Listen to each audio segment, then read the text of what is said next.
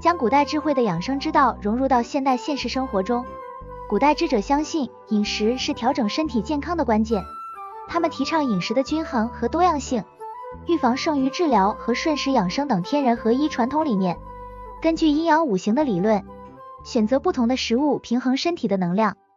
尤其在精神层面上的修身养性，力求气血畅通和体质的阴阳平衡，也应对处理生活中的各种烦恼和压力的挑战，帮促进良好的新陈代谢循环。大自然赋予我们宝贵的疗法与智慧，更多的食疗与心灵疗愈值得我们共同探索。以下链接供参考。自然疗法凭借大自然丰富的草本资源与人类与生俱来的智慧，能将复杂的健康问题化繁为简，并寻找有效的解决方案。